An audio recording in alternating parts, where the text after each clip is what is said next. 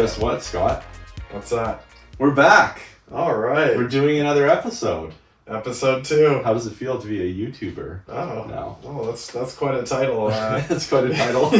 Don't think my brain has made the switch yet, but maybe in a few more episodes. Yeah. It'll click. We'll see. We'll see how it goes. Yeah. So, well, the days are getting warmer, Scott, and the days are getting longer. We're seeing some nice cars on the road. Mm-hmm. So, Yeah, we are. is it safe to say spring has sprung? I think so. So, what are you driving these days?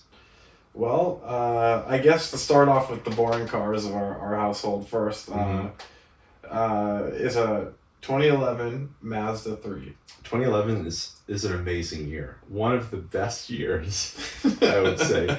But please continue. Yeah, it's been in the family for, I think, 14 years now. Oh, wow. Brand new. Yeah. Yep. Has like... That's it's good to buy 2011 cars brand new. It's just what I've been told. I see where you're going with this. Is it white? It is white. Oh wow. Yes. Yeah, white was a popular color in 2011. Yeah. It must be. So yeah, it's been a great car, honestly. Yeah. It has we've put less than 100,000 Ks on it. Oh really? Yeah. Wow. So I think it's got about 90,000 or so right now, and Yeah. the thing just goes. It just do very basic maintenance to it. Yeah. And yeah, it's You don't have to think about it too much, and Not it doesn't at all. bother you, and it doesn't annoy you. No. And those are all very good things. Exactly. It just turns on and it goes. Yeah. Oh, Mazda 3's that's a nice little car Yeah. as well to zip around in. Yeah, absolutely. Get some of the zoom in there. Yeah. So yeah, what else have you got going on in this household? Yeah, definitely. I got no bikes. I don't own any of that stuff. And the other car that I have is that I've owned for, I guess it's been coming up on 6 years now. Mhm. It's a The shocking reveal. The shocking reveal. That's happening right now. Yes. It's a 2000 Nissan Skyline. Oh, wow. 34. That's a pretty nice car. Yeah. What trim level? What trim level? It's a 25 GT, so 2.5 liter. Yeah. Naturally aspirated. Yeah. So Yeah. No, that's a sweet car. I remember when you first bought that, and we went to an electronics store to buy a relay, so that yes, we did. yeah, and I jumpered into the fuse box, and I found a line that would go active when you switched the key to on, and we needed lights to come on and stay on, so I used that. And it was actually part of the windshield wiper circuit. Yeah.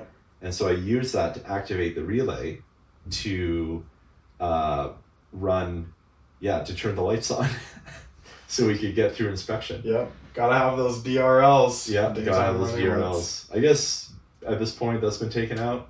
Yeah. Yeah. So all the big investment of like $6 to get your DRLs through inspection and then back to illegality.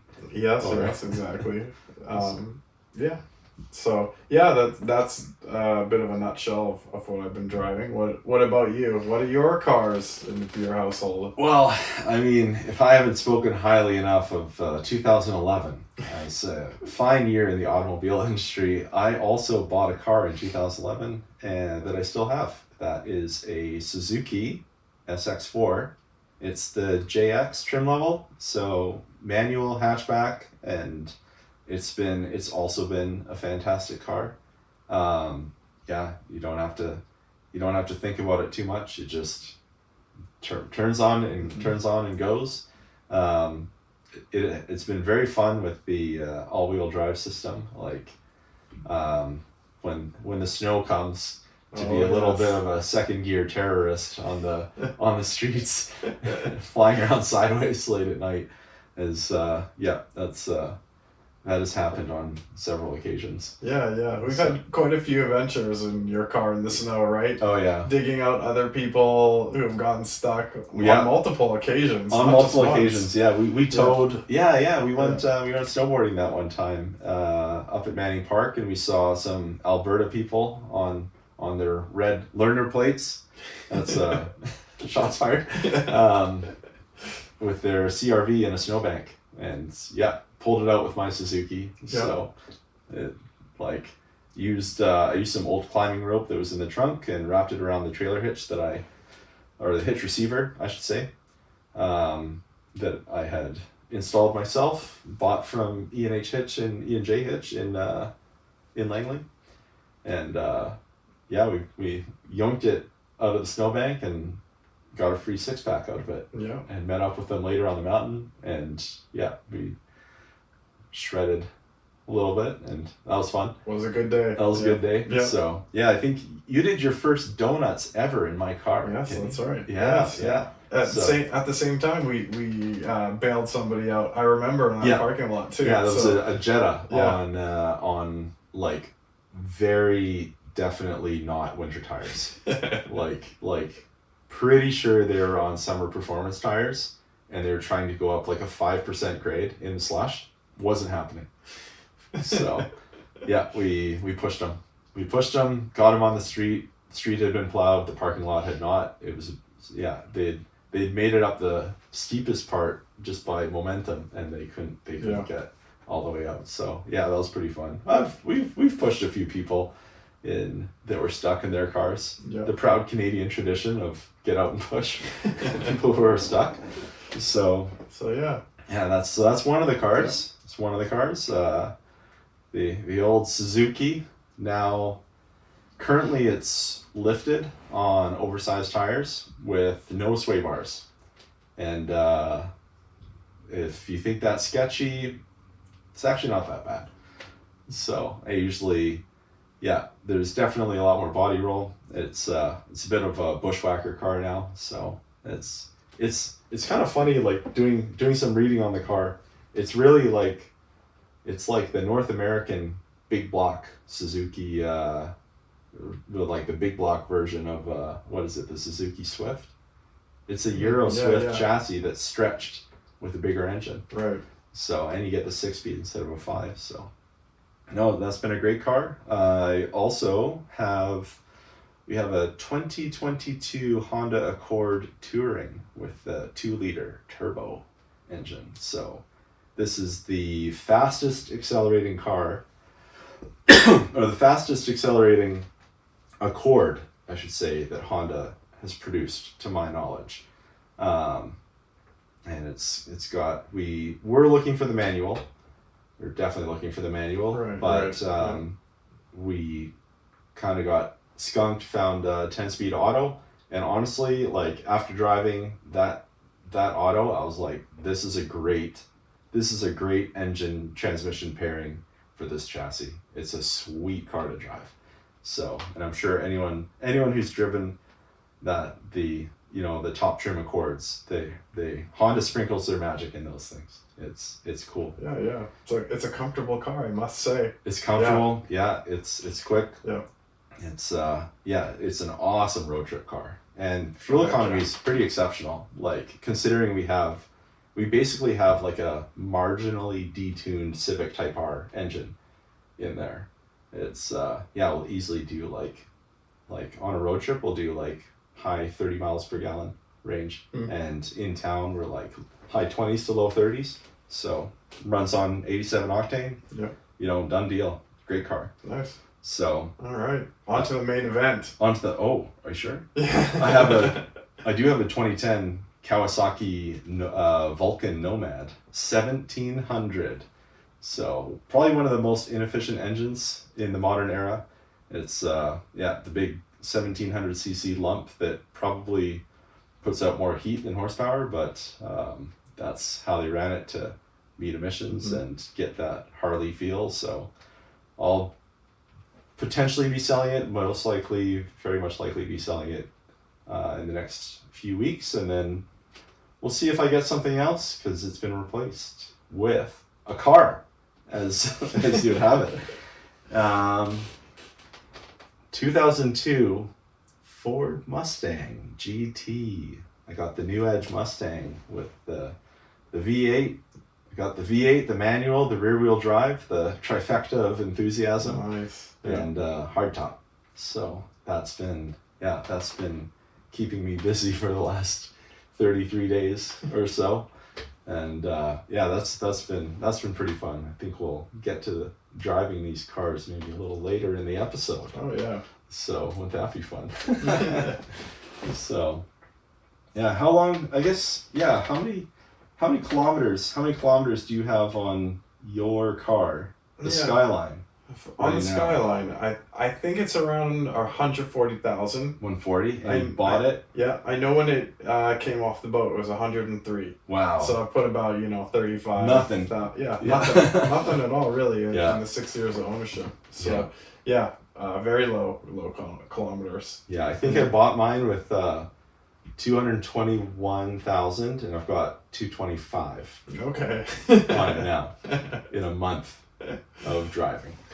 So yeah, no, it's I guess what's your ownership experience like? There's initial repairs, right? So like, what was, aside from the lights, aside from some of the, I guess that was mostly like the lights, and then leaking. You said we had the leaking suspension. Yeah. But after doing the lights and the suspension, once your car was fully onboarded to Canada, then what has your service been looking like? What is your repairs, unscheduled repairs? Yeah, unscheduled repairs have been honestly pretty minimal. Yeah. It's mostly been regular maintenance. I haven't really had that many issues, which has been good. Yeah. It's, I think that, I mean, getting it to run, like, right, has been another story. Sure, yeah. It's like fiddling. Yeah. It's been fiddling. You did coil packs too. I did, I was gonna say, like, but I recently did coil packs. Like, not when I had first owned it. I kind of kept them in there for a while. But yeah, I did all the regular stuff, like the spark plugs and that kind of thing, and just like, cleaning things out and changing fluids and all that stuff. But yeah, overall, I feel like it's been pretty minimal. And I think, part of the reason it's been minimal is because it's like a naturally aspirated car, right? Yeah. Smaller engine, no turbos, no superchargers, none of that stuff. It's very, very simple. Yeah. So yeah, it's overall, it's been, And you don't have the all-wheel drive system to deal with as well. All-wheel drive, yeah. So yeah, it's been been pretty fun. It's overall it's been pretty good. So yeah, I think one of the larger issues I had later on was just like a lot of fueling problems, and I think you and I kind of dug through it and got to like the root source of that. So yeah, it's kind of like maybe not quite enough spark, and then air leaks in the intake system, and once the and then we overcompensated with the idle air control adjustment, and once the air leaks had gone away, then it was like running way too rich, and so because I'd cranked that all the way down, and now reopening that adjustment screw on the idle air control valve, like we did that maybe like a week ago or a couple weeks ago only. So, and now it's back to running fine. So there's kind of like little things that you kind of most of the time you can drive around it, and then they kind of get like worse and worse, but you have a bit of time to like, either limp it home or whatever to get it resolved. Yeah. So yeah, exactly. My car was a little bit rougher when I got it, so the battery was pretty pooched. The battery was completely flat when I bought the car. Idle air control valve did not work at all, and the clutch cable had probably never been replaced.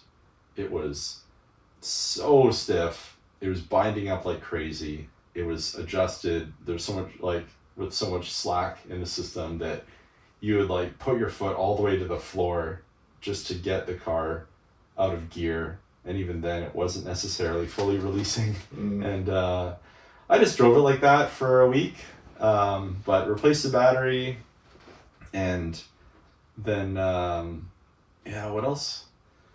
Definitely replace the coolant. Been having a bit of fun with my car, letting some people drive my car. One of those people is probably watching this episode, and my car broke while they were driving it. No, it was like the way Ford did the intake manifold. It's a very combined piece that's doing a few different jobs. So you have this plastic manifold on top of the engine, and at the back there's a connection. Like on the bottom side, it just like sticks on top of the block and mates with a passage for coolant. And on the top, there's a connection that hose taps onto, and that pipe was basically made out of cheese by being 23-year-old car at this point, and maybe not the highest quality plastic available in 2002. So at some point while we were driving, I wasn't driving while my friend was driving, it broke off, and it was bound to happen sooner or later. So I installed the new manifold. We'll throw a few pictures up of what that looks like. It's a moderately involved job. Like I have a bit of a love-hate relationship with working on cars. Like I don't if I didn't have to do anything, like if I didn't have any responsibilities, it would be fun to work on cars. But it's also kind of a pain in the butt, and but it's fun to like. I don't mind like doing something once to like I think we both like to save money, and so that's been like maybe like a 50% or greater motivation to do work on our cars, and we have saved a fair bit of money. Maybe not as much money as having a completely boring car. For sure. We're in this balanced, more or less balanced realm where our quality of life is not impacted significantly from maybe getting a slightly more interesting car. And older, but it's fun. It's definitely fun. So I have the new manifold installed. That piece that I talked about that makes the connection for the from the block coolant passage to the hose going to the heater core. That piece on the new manifold is a replaceable part. So, and this is a redesigned manifold from Ford for an old car. So it's actually it's pretty amazing to see them, even like retooling to produce new redesigned parts for the the old engine line that they have, because they've awesome. Like completely moved away from. I don't think there's anything with a modular without like the original 4.6 in it, in any valve configuration, 2, 3, 4 valve, like aluminum, iron block. I don't think there's any of those going into new Fords. It's all Coyote now. So, but yeah, it is pretty cool to see that. You don't see that from too many manufacturers. Don't see that from Nissan, that's for sure. Yeah. I guess like cost of parts. That's maybe a bit more of a divergence in our current ownership experience. Yes, absolutely. So, the Skyline tax is a real thing. Yeah. I was kind of like warned that when I first bought this car that parts are going to be expensive and you're going to have to get them from Japan. And I'm like, I was kind of used to like paying a certain price for parts in America with my previous car that I owned. And I'm like, how much more expensive could they be? Like double, triple, like 10 times more expensive kind of deal. And you got to import them, which means you're paying duty when it arrives, off the plane or whatever. So, it's expensive. It's like, it hurts to drop $250 for a piece of plastic, So that would be like one of the things that I would say to people who want to own JDM vehicles or Skylines in general is Yeah. the parts are expensive, so you Yeah. better save up because it's gonna hurt when you gotta drop $1,000 at a time for a couple of parts. But it's Japanese, Scott. It should be so reliable. I don't have to do any maintenance on the Japanese car, right? There's your answer. So, yeah. But yeah, it's expensive, but it in some ways it's worth it. Oh, me, totally. for sure. Yeah, So, no, I definitely think it's worth it. yeah, Like, and I wouldn't trade my car for anything, even No. even as expensive as it is. You know, like the thing is though, you can still, like, let's say your headlights burn out, you can still, like, do you even need tools to replace the headlights on, like, the bulb on your car? No. It's Pop all the hood, wired. Yeah. quarter twist, open it, pull the bulb out, slap the new one in. Exactly. Switch up, done. Exactly. Yeah, back in action. Like, how many cars now? It's like $700, please, per headlight for your fancy like LED activated matrix, crazy whatever is going on. Like, and you know, if you want that, that's awesome. But some stuff like this, for just the ability to,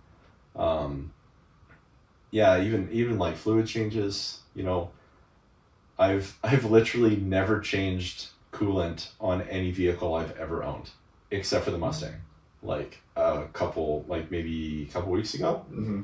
And I was like, oh, this is unbelievably easy. It's so easy. Like, you know, I've paid someone to change coolant on my Suzuki, because I mean, then they dispose of it. Like, the pricing was okay, and I was having them check some other stuff. Like, periodically, I do most of the maintenance on the Suzuki, pretty much all the maintenance. But periodically, I have taken it in for, like, you know, just to have a professional mechanic take a look at it, and you pay for their time, and that's great. You know, that's what they're there for. And maybe, like, now that my car is officially, like, I mean, it only took 2 years after I bought my car, when Suzuki pulled out of North America altogether. Like, they pulled out of Canada, I think it was the US in 13, Canada in 14, or the other way around. But by 2014, there's no Suzuki dealers in all of North America. And I bought my car in 2011. And yeah, I just decided to stick with the car and figure it out. And, like, it's getting to a point now where I can still get parts.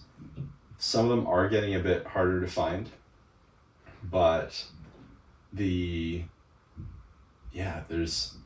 do need a bit of work on the all-wheel drive system at this point, just because I've ragged on the car pretty good, and that part of it is getting tired. And it's drivable, but part of the all-wheel drive system needs to be replaced now. And it's like, well, to eBay.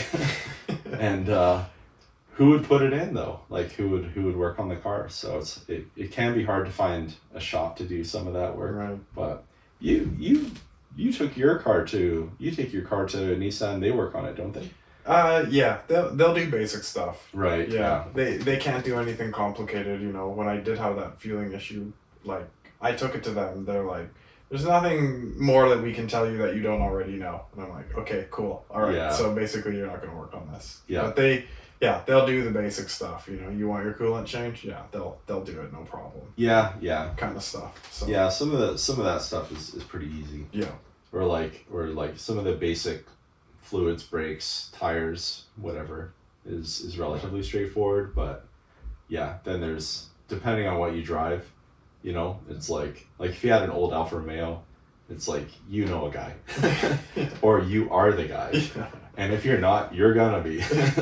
So that's yeah, it is interesting to be in this zone of, like, you know, kind of old car, kind of new car, kind of rare car, kind of not. In some, like, I mean, the Mustang isn't that rare, but it's kind of rare for someone to daily one.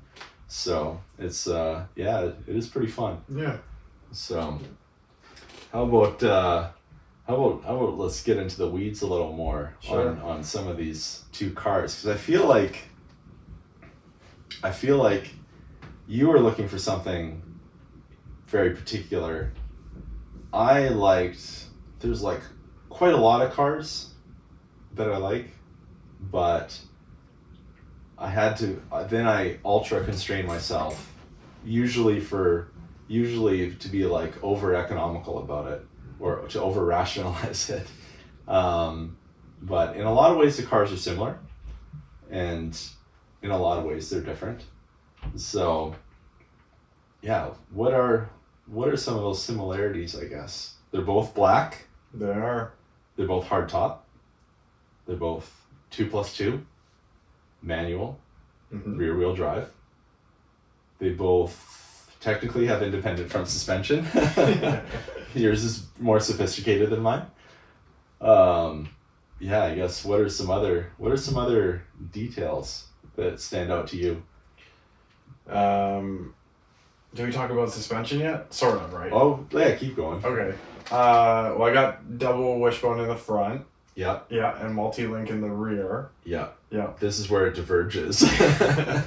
Yeah, got the old solid axle back there for me. Yeah. 4-link rear with the panhard, and I'm pretty sure it's divorced coil, so separate shock and spring setup. Same with the front, separate shock and spring. You forget that they did that even as recent as the early 2000s. So it does look a bit like a truck underneath my car. So not so much your car.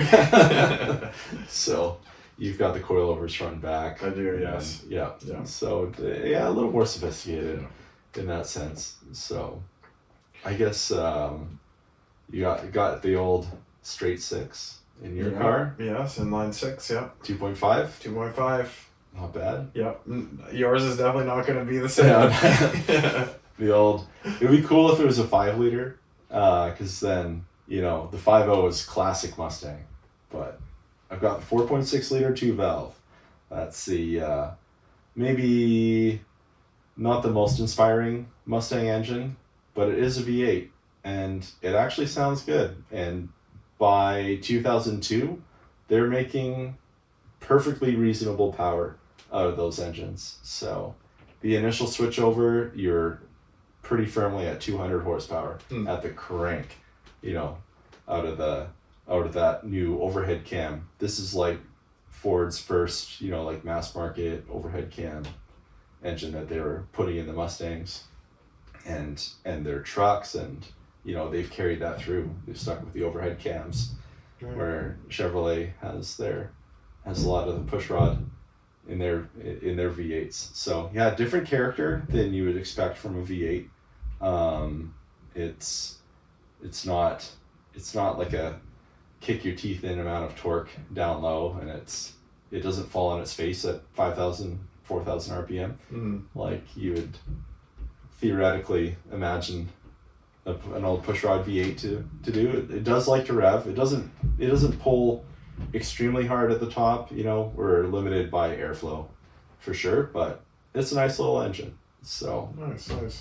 Could you bought your car in anything bigger than 4.6? That is a good question. They're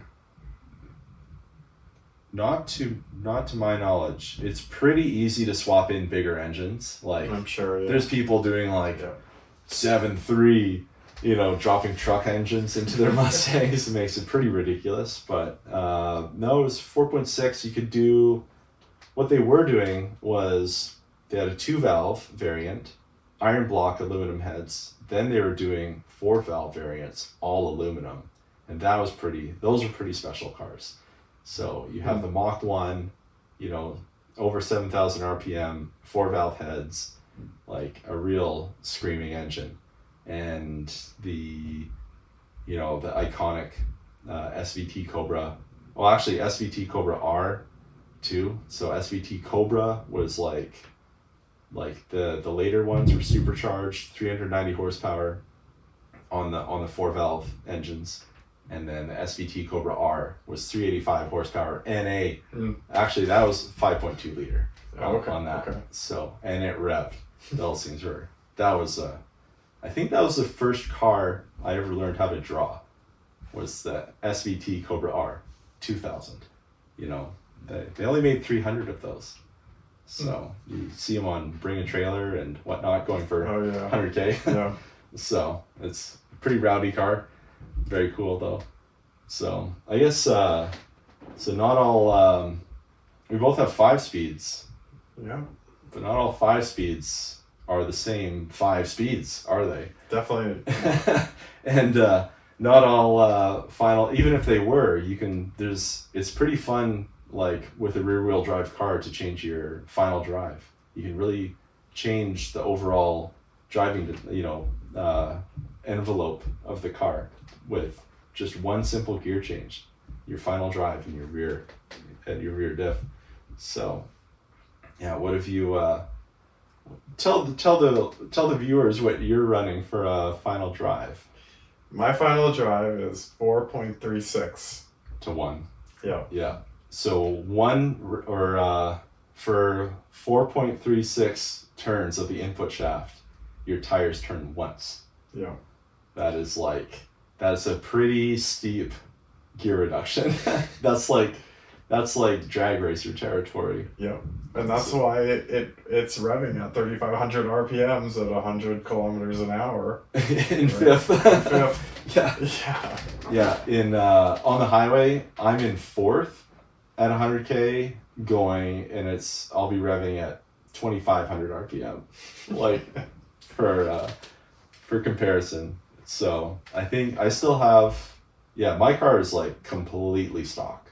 Yours is modified, but nothing powertrain wise. Yeah. So the stock rear gear on the 2002 Mustang GT was 3.27 to 1.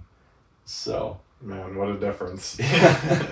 Like the Mach 1 I think was 355, and people would swap like 410s in, you hear that. Mm-hmm. Oh yeah, just put 410s in it. Get, you're trading off speed for torque, but the torque is the fun part. That's the acceleration, right? Yeah. So, and torque is speed divided through your gearing into acceleration at the, force applied at the wheel. So yeah, it's your car definitely feels peppy, but you do have to shift through the gears when you're going anywhere. Yeah, I think that's the one thing I wish I could change about my car. Like, and maybe I haven't looked into this very much, but maybe someone correct me who knows more about this than I do. But it would be nice to be able to add, like, can't really add a 6th gear, but I'd like to. Well, you could swap a transmission. Yeah, I could do that. That'd be pretty expensive though. Yeah. So, I'm not really willing to drop $3,000 or more. I don't even know how much it would cost. Probably more. Yeah, for that kind of thing. Yeah. So, but yeah. But if there's I'm sure there's like OEM gear sets that are like 355, or like even like going to 390 or something would be pretty nice, just to drop the revs by a bit. Yeah. Like you don't want to lose out. You don't want to like change the character of the car and make it feel slow by going to like a 267 gear or something. Yeah. It just wouldn't be worth it to make that change. Yeah. So and you're not driving on the highway too long. Anyways, not really. So it's a city car. Yeah, this is where you go into BeamNG and you load up your car and you mess with all the gear ratios and you try and find a gear ratio that works for you, right? Yeah, you find a car that's roughly the same weight as your car. I like to do same weight, same basic drivetrain layout, and then I put in an engine with a torque curve and the rev limit similar to whatever car I'm comparing it to, and put in the transmission, select the race transmission, do all your gear ratios, final drive, and the same tire size as your car. Do that in BeamNG, drive it around. What do you think? How does it feel? Right.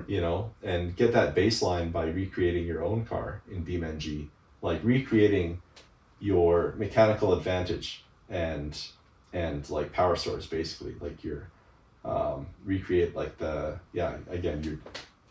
torque curve, find an engine and add-ons that recreate the same torque curve as your engine, pretty much. Find the rev limit, same weight, same tire size, same gear ratios, same final drive, and then drive it around, see, like, accelerate, see, it'd be like, yep, that's where I shift. Mm-hmm. That's how fast I'm going when I shift, right? And then see, okay, what if I changed it? What if I changed it to another, what if I changed my final drive? So I actually did this a couple days ago in BMG. I used the old Moonhawk, the 1970. Yes, yeah. I used like the pre-facelift Moonhawk, the older one with the round lights. And I was playing around, like, what would it look like going from a 327 to 355 gearing? And also even like 373, 410s, 450, 430, 456 gears I threw in the car. 456, just dumb.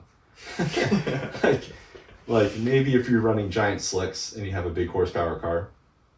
But even then, maybe if you're running big slicks and you don't have a big horsepower car, just to get the crazy gear, like regain some of your mechanical advantage over the larger tires, and then keep, you could like launch in second and go 2, 3, 4. If it's like just some cheap quarter-mile build that you've got going. But it also comes down to like availability, like you can't find a gear in every single ratio. It's not infinitely variable. It's like the number of teeth on your ring gear versus the input, right? So yeah, that controls the ratio. But yeah, it's an interesting exercise to go through that. Yeah. Someday we can walk the viewers, through a little bit of a tutorial or something on how to do that kind of stuff. Well, get into some more nitty gritty kind of things. I think well, maybe by the time you change your gearing, and maybe by the time I change my gearing, we can show what that looks like. Yeah. So, but right now, what's your what are our top speeds? What's the highest speed you can hit in the first 3 gears? I think I've got yours written down. Yes, thank you, because I was never gonna remember those. Yeah. In the right corner, or in the left corner, from the viewer's perspective, we have Scott with his Skyline. First gear tops out at 53 kilometers an hour. Second gear, 93. So you're looking at like a 0 to 60 into third. Interesting. Right? Yeah. And third, 140. So you're like 3 kilometers away from just doing a 1-2, 0 to 60. It was never about that anyways, was it? So, whereas my car, first gear, is not 53. It's 85. Okay. This is Yeah. fairly high. Mm-hmm. Second gear, about 130. And then third gear is about 160. So they actually start converging a little bit at the in the higher gears. I feel like or around third actually.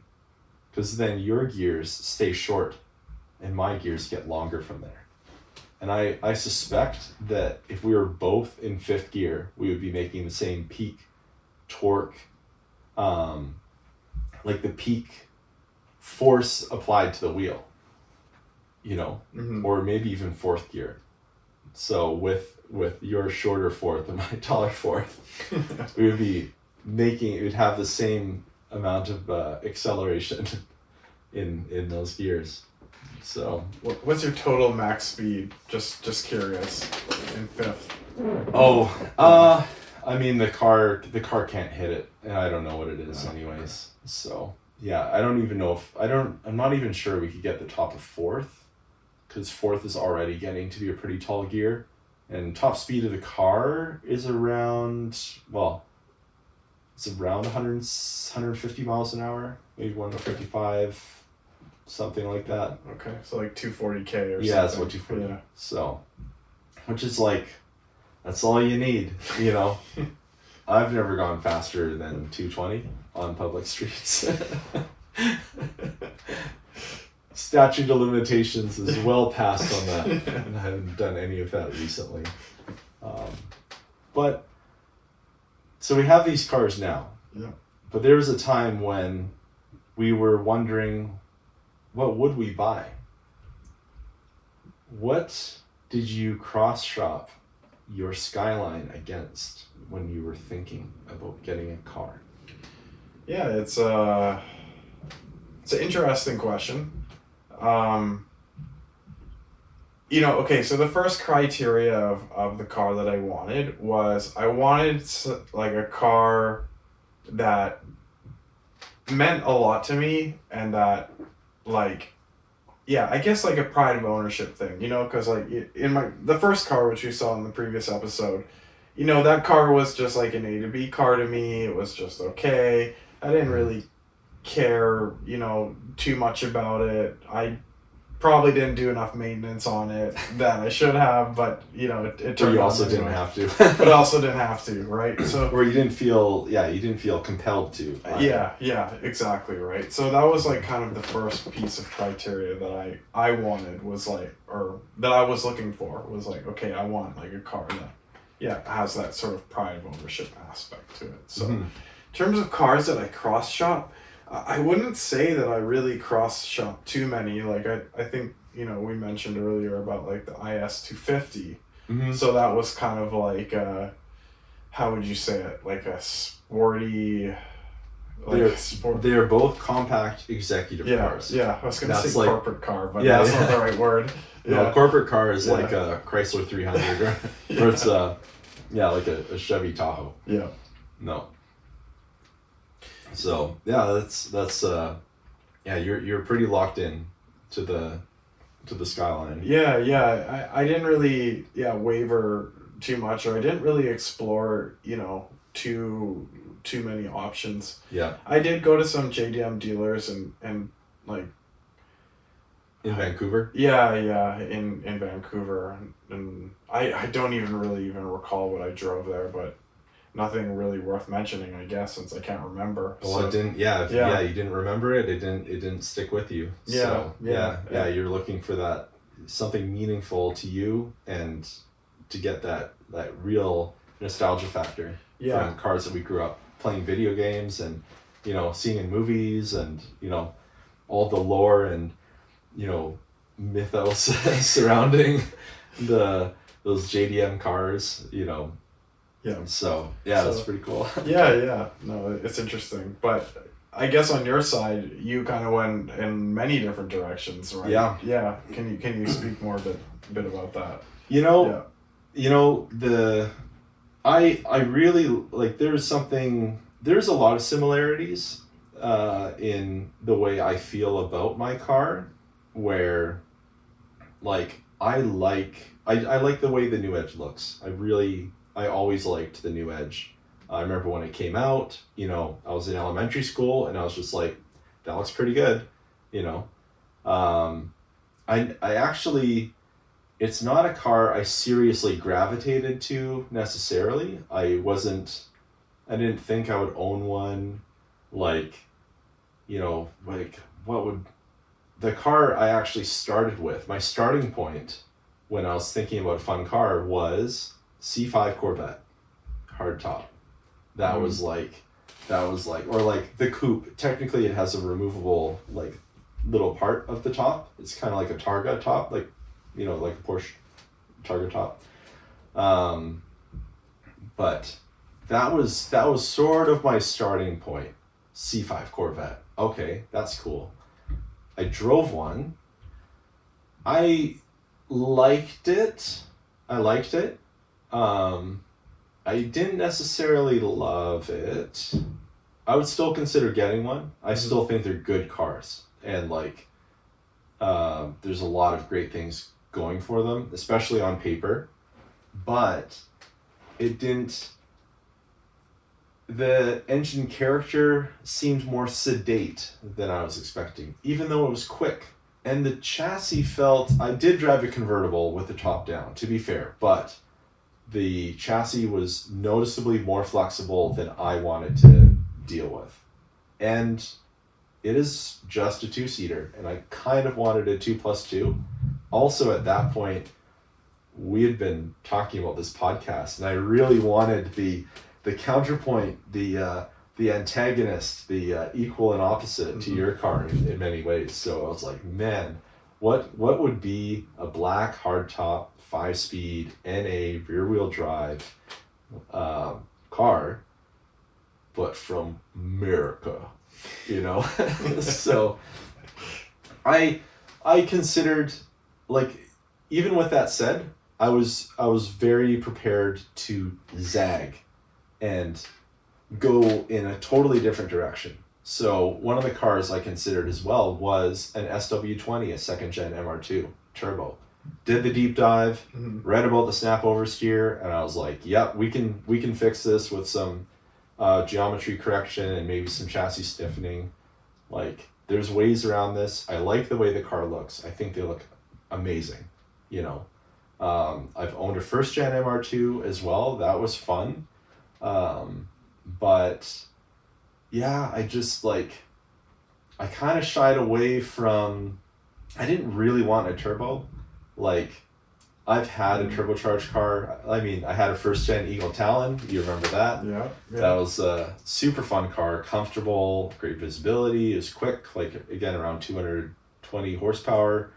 But I had a lot of issues with the turbo. I was forced to use 91 octane gas. And like, I know there's turbo stuff, like we've got a turbocharged car now that can run on 87, but I wanted that, like what was pretty cool in high school? What was fun in high school? Like, would be like, if you're like 15 years old, you're like, man, I would love to have one of those. That looks fun. And just in like a very, just like a pretty normal level of fun, not a rip your face off level of fun. So something I could drive every day. And really, the Mustangs they're great bang for the buck. They do have a lot of character. It's like very much, it's a car that wears its heart on its sleeve. That's something I've heard. I remember hearing someone say that in like a review, and I was like, man, that was so well put. Like, it is very much a characterful car, you know. And it's I wouldn't say it's a good car for the purpose of a car, but it's a great Mustang. You know, that is my car, and it is just perfectly livable enough for me to daily it. So awesome. Yeah, that's well, we've talked these cars up a fair bit at this point. I'm thinking we should get out there and drive them. Absolutely, man. It's beautiful out there. Let's get to it. All right. We'll see you out there. See you there.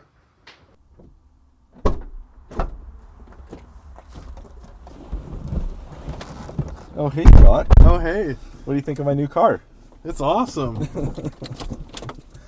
In like the figurative sense. Yeah. In the figurative sense. Oh, yeah. Listen to that. American V8 power. Oh yeah. You know what I mean?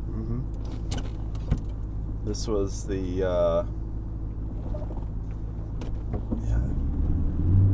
this was like the final evolution of the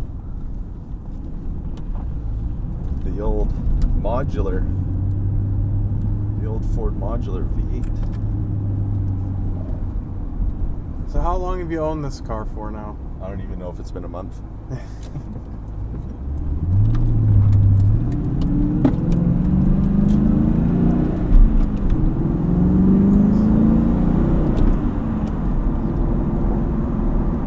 But let me tell you, I've been working on it every weekend.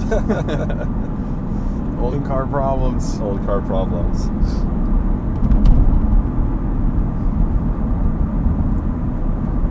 No, it's interesting. It like, I've been driving this. I've been using this as my new daily. I've been driving it to and from work every day, and like, you would not recommend this as a good commuter, but it is entertaining. Like, man, it's surprising like how wacky the ergonomics are, even in 2002. I mean, these are known for being a little bit weird. Like the shifter's so far away, the seat's kind of high. Yeah. Theoretically, you have a headrest, but Not really. not really.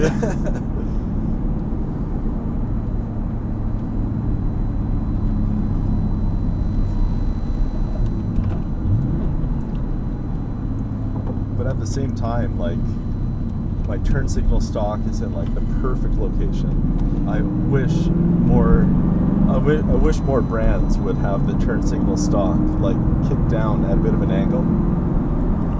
Yeah. So you just have like your hand resting on your knee. You can steer and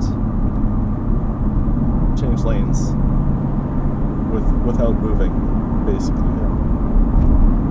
One-handed driving chill mode. One-handed driving Activated. chill mode. Yeah. It's high effort. Like all of your inputs are pretty high effort, and the brakes are super spongy. I think these are probably like original calipers, never been rebuilt. Should probably look into that.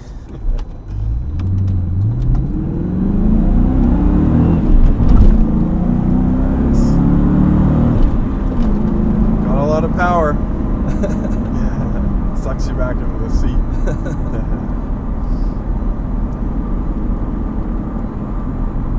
Nice. Yeah, the gearing is pretty decent. The car hooks up pretty good. Like, I'm on 10-year-old Eco tires, and it I mean, the rain is another story, but it's not as bad actually as the worst car I've ever driven in the rain. This is like the third worst vehicle I've ever driven in the rain. What was the worst car that you drove in the rain? Do you remember my MR2? Yep. That was it. Okay. Honestly, Yeah. like, oh, it was like it was like you accelerate. If you accelerate at all, I'm thinking like you're taking a highway on ramp or off ramp. You accelerate at all, the car understeers in the rain. Yep. You decelerate, the car oversteers. So you're managing this like wiggling, squirming, soft old car, like softly sprung. Suspension's very soft. However, the anti-roll bars are pretty stiff, and so all of these things, and it has a very short wheelbase, and it's like kind of like not tall, but it's tall for a sports car, and so all of those things contribute to like full rally mode at sub speed limit, you know. Just trying to manage your tiny traction circle of like, I have a little bit of grip there, but not over there, and I can move the grip around a little bit, but this is definitely not good. So this is better. It's not good, but it's definitely better in the rain, which I was surprised by. You know, you hear a lot of stuff about solid axle Mustangs flying into crowds, whatever. It'll oversteer for sure. Yeah. But you're not gonna die if you're paying attention.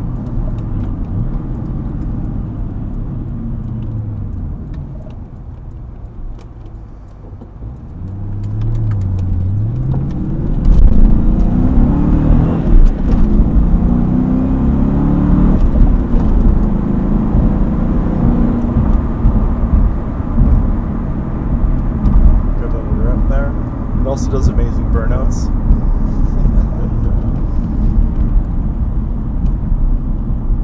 Let's hear it chirp.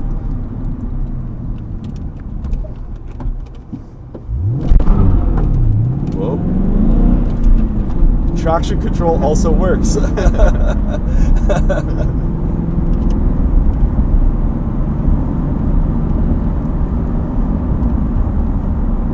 I was in the wrong drive node.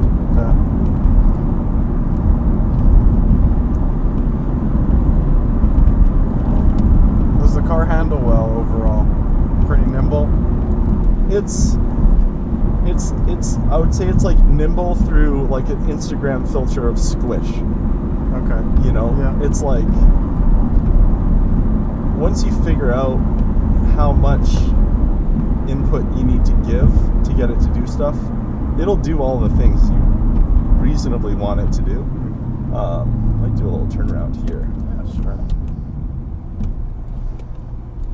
Yeah, it'll do pretty much anything you reasonably want it to do.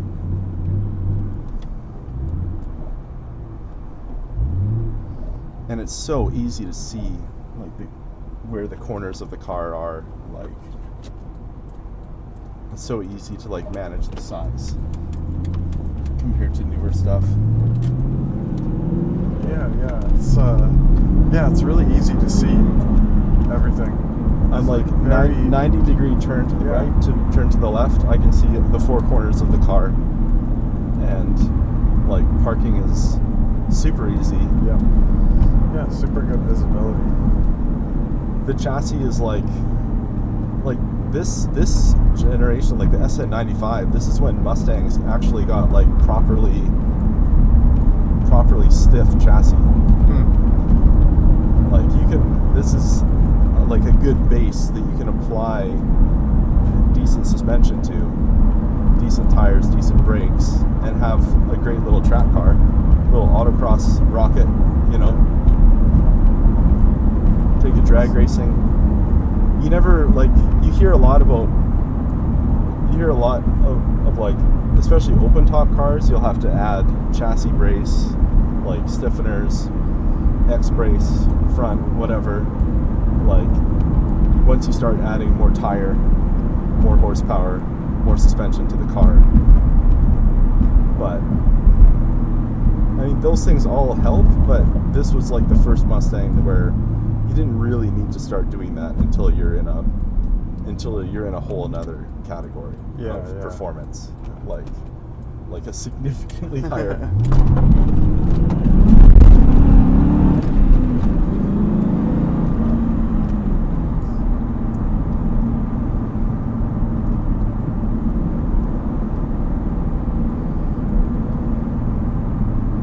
And the steering is like, honestly, it's not too sloppy. Like a little bit there, a little bit there, a little bit there. It's a bit heavy. It's not,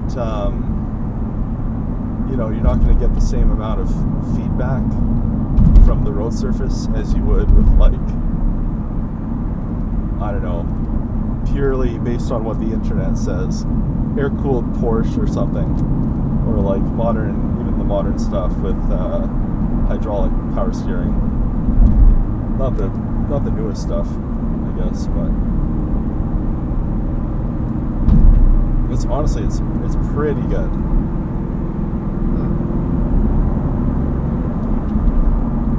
You've driven the car. Yep. Yeah. How did it feel? How did it feel compared to? My leg was sore after I drove it. Cable clutch. Yep. Yeah, it's a pretty heavy clutch. It's pretty long travel on the clutch pedal as well. Yep. Definitely stalled it. Oh yeah. Yep. Also, the grab point is kind of variable due to like the cable heating up and expanding basically. So yeah, you kind of get different grab points depending on ambient temperature, how long you've been driving, how hard you've been driving. It's the clutch is a little bit of a Pandora's box. Yeah, I found myself just adding like more gas than I'm kind of used to, just so that I can like kind of keep it from stalling and stuff. So yeah, it was a different experience. It is a different experience than the car that I have, but not saying it's worse. Just it's different. So I'm gonna have to honk at these guys. Yeah. Oh, almost, man. almost. That was less than a second.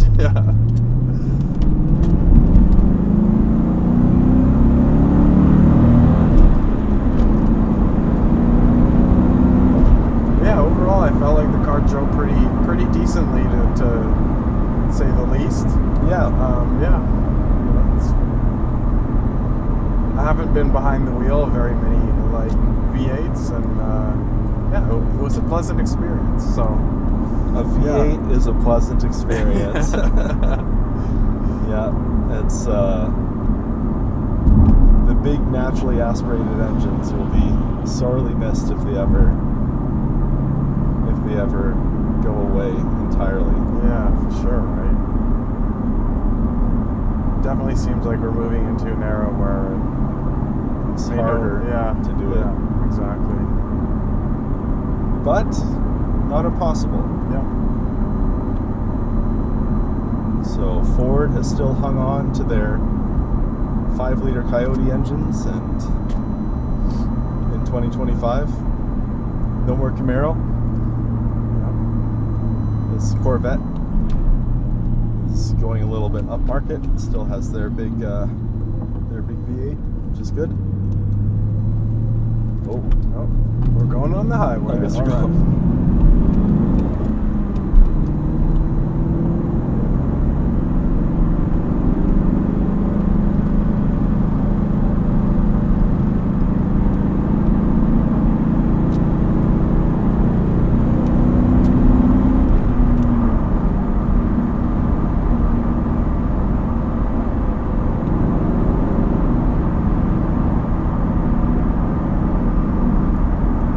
Check this out. 100 kilometers an hour, 1,600 RPM or less. Wow. It is. Dang. Tell that to my car. It's a tall fifth. Yeah. Then down to fourth at 100, 2,600 RPM. It's it's a pretty big jump. You got the old highway gear. Yeah, you gotta have it. Especially in America. In America, yeah. This is an American car. Yeah. Built for America. For better or for worse. And I think it's great. Yeah. Like I said at the beginning, it's awesome. Yeah.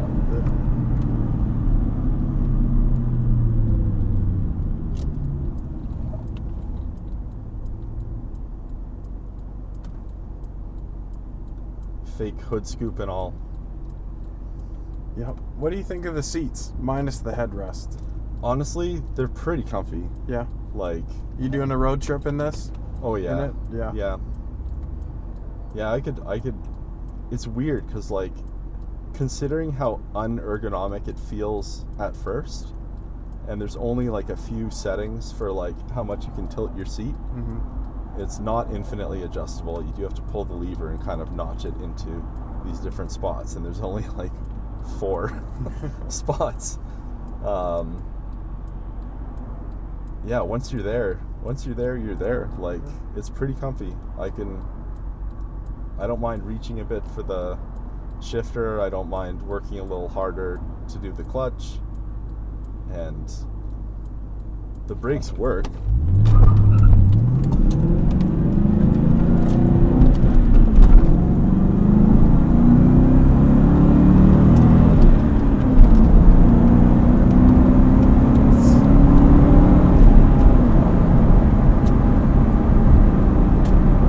What's like, other than, the shifter being a little far away, maybe the clutch being stiff, what are like some of the drawbacks, the other drawbacks that you don't like about What? driving? Oh, highway noise.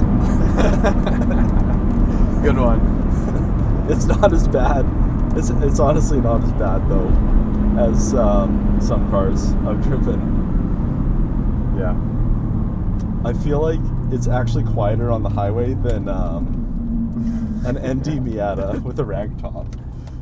We drove Yes, that we together, did. right? We did. Yeah. And that one wasn't that much of a fun time.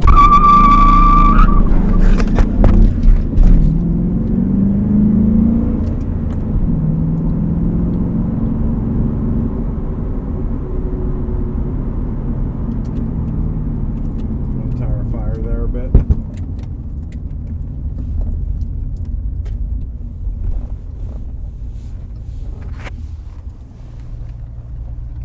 Microphone. Oh. Ooh, look at that car. Oh. Whose car might that be? Nice car. Skyline. Should we take it out for a little... Show me your car, Scott. Sounds good, yeah. Let's hop in. Let's hop in. Good car.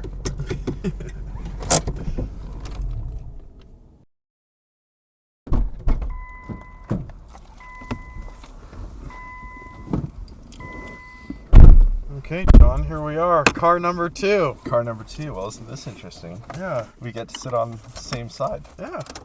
Exactly, right? Our cars are just mirrors of each other. All right. Let's take it for a spin. I want to... I remember the first time I rode in this car, my instincts were just like taking over and being like, clutch. Yep. And like I'm shifting.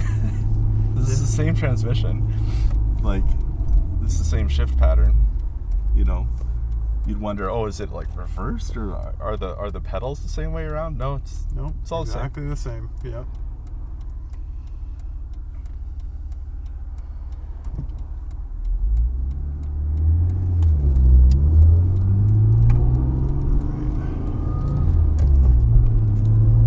Except now we have the other legendary combination of cylinders. 6 in a line. 6 in the line, RB25. That's right. Yep. The Neo. Yep, the Neo. Which is slightly up on power from the non-Neo. Regular RB25. So, yeah. This thing has about 200 horse. Yeah. Yeah. What's what gear are you in? I'm in 2. Oh, no, okay. I'm in 4. Yeah. And you're going... I'm going way faster than I thought I was. Well, you're going like 65 and you're in 4th gear? Yeah. Actually, you know what? That might be like a metric versus imperial. A metric versus imperial thing. I also go 65 in 4th gear, but I'm going 65 miles an hour in 4th gear.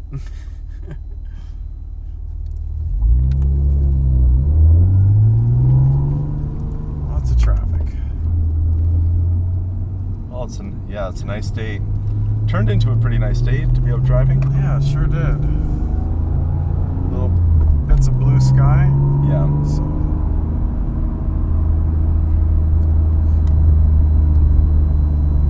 So how does this feel different? Same era, but much different. The clutch is nice. Yeah. Hydraulic clutch, lighter. Yep. Yeah. As well. Car handles like super well, like a dream. Well, I said, how is it different than my car? Definitely a lot slower. Doesn't have as much power. It's a little bit of a baby. No, it's good. But yeah, it's just enough. I'm curious if we have similar peak torque in like 3rd gear. You know? Yeah. Like, I wonder if we did a 3rd gear pull side by side, if it would or maybe like either 3rd or 4th, if we'd just be neck and neck with the different gear reduction. Yeah, interesting question. We'll have to try it out sometime. We'll have to.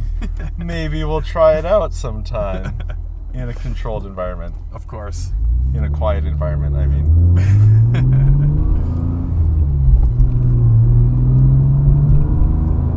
This car feels more spacious, don't you think? Like just around you, or like maybe headroom for sure. Yeah, definitely. I think in terms of the passenger seat, yeah, it is definitely a little bit more spacious. You really can stretch your legs out, quite a bit. Yeah. Right? Whereas with the Mustang, it's a little more squished. Yeah. They just need all that room for the big engine and the transmission that goes with it.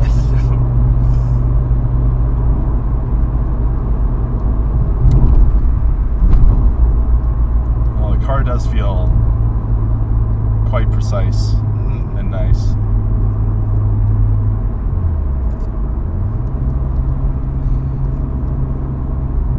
And this has been your daily for years.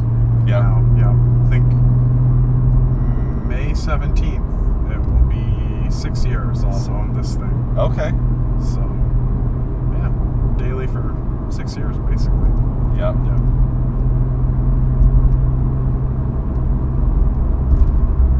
Maybe a little quieter on the highway. This kind of similar. What do you think? I think on the highway it drones a little more. Oh, that's your exhaust. Yeah, that's exhaust. Yeah, but that's nothing that can be changed. But yeah, overall it's not too loud. There's not really that much wind noise. A little bit louder, of course, but I wouldn't say major difference or anything. So Yeah. yeah. How was the adjustment to driving on the right? Definitely takes like a few hours, but it becomes second nature, after a while. Yeah, you don't even really have to think about it. The scariest thing are those, just like what we're doing, the left turns. Oh yeah. The left turns where you can't see what's coming, going the other direction. So, Yep. yeah, that's the freakiest part. But, Unprotected left. yeah. Yeah, you just play the light, if you can't see, you wait to the yellow. You'll make some people angry behind you, but that's life, so... That's life. Yeah. That's the JDM life. Yeah, for sure. I think when I probably first got it, I think I hugged the right side of the road too much, because my brain hadn't really figured out where to place the car yet on the street. Yeah. So I was always worried about, for some reason, floating into the other lane. Yeah. Yeah, I think I did that for a bit, and then, eventually you kind of figure out the dimensions and you kind of know where to go. So, yeah. But yeah, now it's easy. So, yeah, it's a very common question people ask me, when I tell them, like, I have this imported car. It's, oh, what's it like driving on the other side? Yeah. Yeah. It's different. It's different. Yeah. Ooh, Bentley coming up. The old Continental.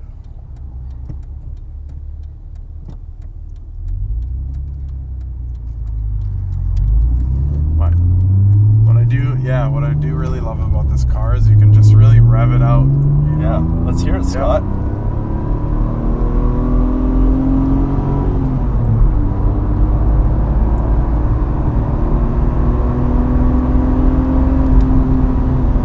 That's pretty good. Yeah. Once like over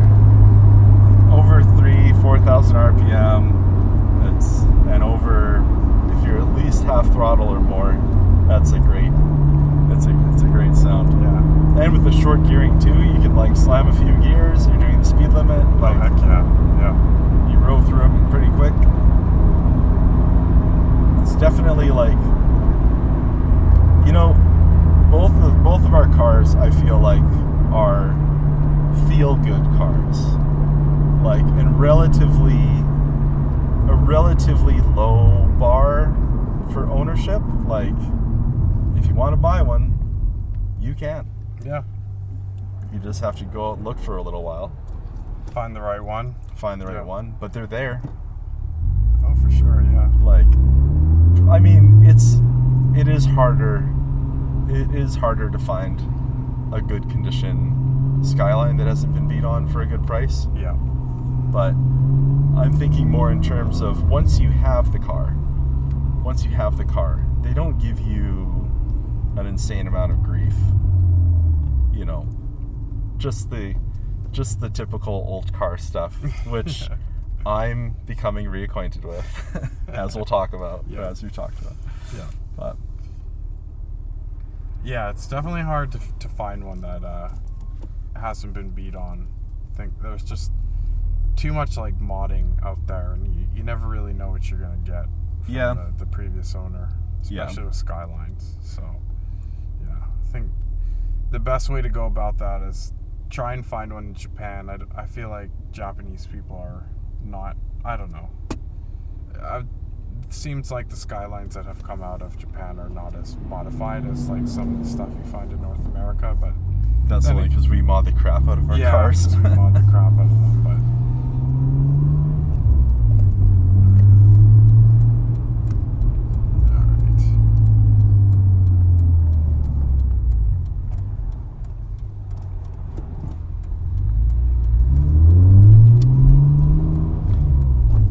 first time I ever, like side note, the first time I ever got a ride in an SW20 second gen MR2, there was a guy a year ahead of us in high school, took me down that road. Oh yeah? Yeah. I forget his name, but there's a red turbo SW20. Oh man, there's some hot rods in there. Wow, that's cool. Something's going on in that parking lot. Yeah. There's a lot of hopped up classic cars. And the usual overdone resto mods. So I'll flip it on you. What you've driven this car? What are your thoughts? What do you like about it? What do you dislike about it? Oh, that's good. I like rowing through the gears. It would be nice if it had a 6th gear. Yeah. I wouldn't want to drop the ratio too much because I feel like you don't actually get a lot of torque with the engine. So if you go to too low of a ratio, then you're missing out on the acceleration. Right.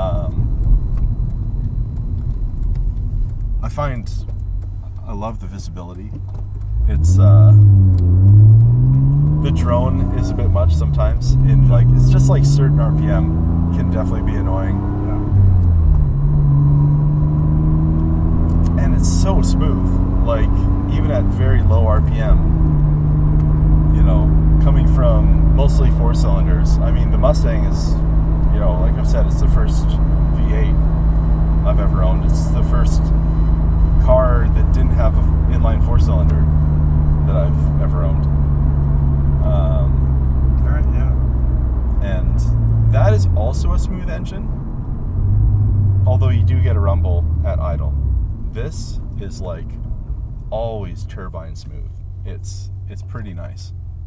So, and I love that you can rev it out. I think like naturally aspirated engines going to about 7,000 plus RPM is a great place to be. Agreed, yeah. If ideally 7,200 to 7,500 RPM like fuel cutoff, and you're gonna have a good time.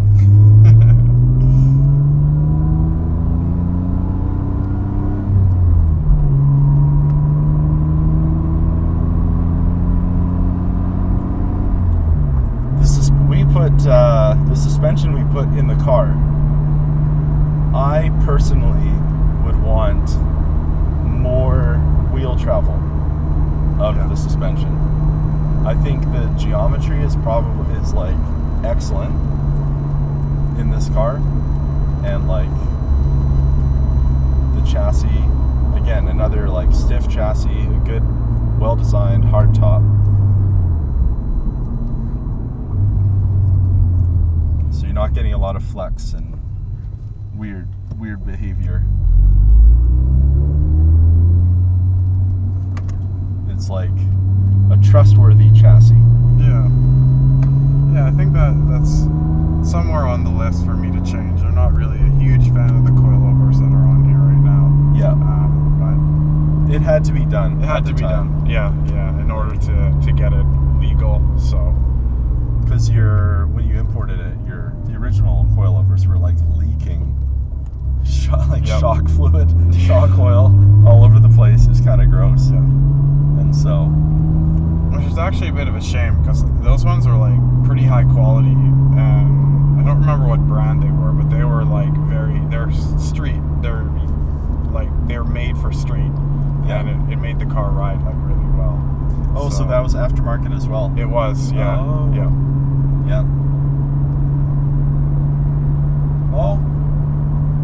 maybe that's something we can explore on the pod. Yeah. Is, little suspension stuff, And shocks and springs. For sure, and in one of the many episodes to come. One of the many.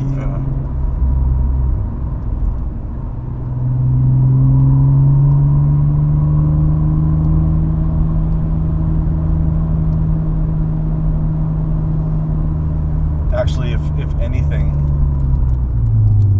if I ever had one complaint for this car, it's how annoying it is to change spark plugs. Yeah. That intake manifold is a piece of work Yes. to dig into. Every time you got to do it, you die a little inside. All right. We've arrived. We've driven the cars. Okay. Let's get back to the studio. All right. See you there. Well, Scott, our cars finally got to meet. Thought they did. I think they're gonna get along. I think they'll be good friends. So yeah, that was the weather lucked out. It was raining a little bit this morning, but yeah, we got to do a little quick snapshot of each of our cars. So Yeah. The clouds kind of cleared up there, and it was a good little cruise. So yeah, it was interesting to kind of see the differences and similarities of both cars, while we're driving around, and just kind of compare and contrast. And yeah, sure we'll. So if you were to do it all again, would you get the same car? Solid question. I think I have to say yes. Yeah. I don't see myself selling that thing. No. Maybe ever. So, Oh really? Yeah. Yeah. Why not hang on to it? So no, it's a solid it's a solid little pocket rocket. So just enough practicality. So Exactly. yeah, no, it's super fun. And on the Mustang side, I mean, I need to get tires for sure. I'm running on 10-year-old Eco tires right now, and it's not the best in the rain, but honestly, it's not the worst either. So it's there'll be a few changes lined up, a few upgrades, I think, and we'll see how far we can lightly take the cars in little ways. Nothing too extravagant in the future, but yeah, I think we should have a lot of fun. Yeah, definitely. So yeah, I guess that kind of wraps up this episode. So Yep. thanks for listening, guys, and we'll see you in the next one. See you.